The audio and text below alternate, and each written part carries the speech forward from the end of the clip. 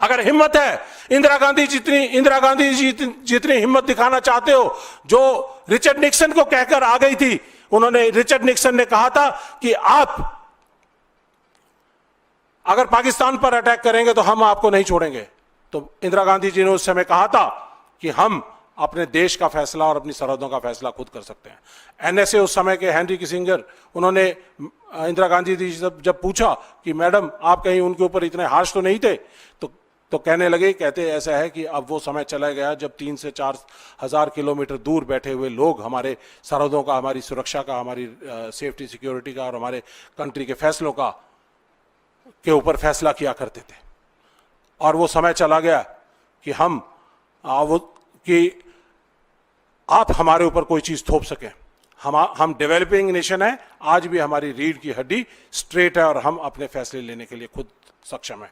आज मैं जानना चाहता हूं मोदी जी, आपकी रीढ़ की हड्डी कहां पर है? आप क्यों नहीं स्टैंड स्ट्रेट कर रहे? आप क्यों इस तरह का सीज फायर आपने एक्सेप्ट किया? यूएस के ऊपर, यूएस स्पॉन्सर्ड जो सीज फायर है, उसके अंदर आपने थर्ड पार्टी की मीडिएशन को एक्सेप्ट किया।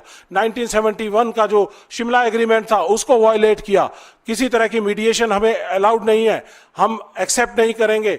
हम ये पाकिस्तान के बीच में और हिंदुस्तान के बीच में J&K एक बायलैटरल मसला है, हम क्यों इसको एक्सेप्ट कर रहे हैं? तो ये हम आपसे सीधे सीधे सवाल करना चाहते हैं कि क्या आपने हमारे देश के जो बायलैटरल मसले थे उसके अंदर थर्ड पार्टी की जो इंटरफेरेंस है उसको बर्दाश्त किया? मोदी जी, आप यूएस प्रेसिडेंट ट्रंप की बार बार कहने, 5-6 बार वो धरती से, आकाश से, जहाज से और सऊदी अरेबिया में ट्रेडर्स के सम्मेलन के अंदर बैठकर वो कहते हैं कि मैंने कहा कि let's do some trade.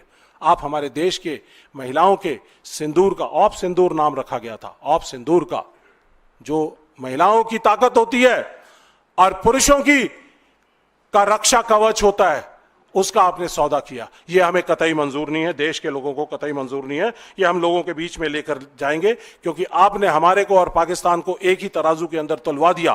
Pakistan जो फेल्ड स्टेट है, रोग स्टेट है, और वर्ल्ड का जहां जहां पे भी टेरर जहां से पनपता है तो उसका एपी सेंटर वहां दिखाई देता है। तो इसलिए मैं ये कहना चाहूंगा आपको कि आपने हमारे देश की मान और मर्यादा को कम करने का काम किया है, वो हमें कतई एक्सेप्टेबल नहीं है, क्योंकि भारत देश इस समय पे चौथी बड़ी इकोनॉमी है और वर्ल्ड की सबसे बड़ी और सबसे ताकतवर सेना का मालिक है। आप इंदिरा जी जितनी ताकत दिखाइए और यूएस प्रेसिडेंट ट्रंप को कहिए कि आपने मीडिएशन नहीं कराई, हमें मीडिएशन मंजूर नहीं है, हमें ये सीज फायर आपके द्वारा कराया हुआ मंजूर नहीं है, हम अपने फैसले खुद लेंगे। तो उस दिन मोदी जी हम आपको कहेंगे कि आपके अंदर भी सही रीढ़ की हड्डी है। इसके बाद एक्सटर्नल अफेयर मिनिस्टर हमारे देश के, वो कहते हैं कि at the start of operations we informed our counterparts, कि हमने अपने काउंटर पार्ट्स को इन्फॉर्म किया कि हम मिलिट्री टारगेट्स को हिट कर रहे हैं, टेररिस्ट टारगेट्स को हिट कर रहे हैं, मिलिट्री एस्टेब्लिशमेंट या किसी को भी हिट नहीं करेंगे, तो आप दूर रह सकते हैं। लेकिन उन्होंने ऐसा नहीं, हमारी एडवाइस नहीं मानी। तो मैं ये external affair minister S Jaishankar ji से सीधे सीधे सवाल करना चाहूंगा कि जब हमारी देश की सेनाएं लड़ रही थी, जब हमारे जहाज उनके ऊपर अटैक करने के लिए जा रहे थे, जब हमारे एलओसी के ऊपर फायरिंग चल रही थी, हमारी मिसाइल जाने को तैयार थी, आपने स्टार्ट ऑफ ऑपरेशन का मतलब यह है कि 1:05 पे अगर ऑपरेशन स्टार्ट हुआ है तो आपने एट स्टार्ट ऑफ ऑपरेशन उनको बता दिया कि हम आ रहे हैं। इसका मतलब क्या हुआ कि आपने उनकी इलेक्ट्रोमैग्नेटिक जो रेडार्स हैं, एयर डिफेंस है, उनको सब कुछ सचेत कर दिया। आपने हमारे मिशन पायलट्स को खतरे में डाल दिया।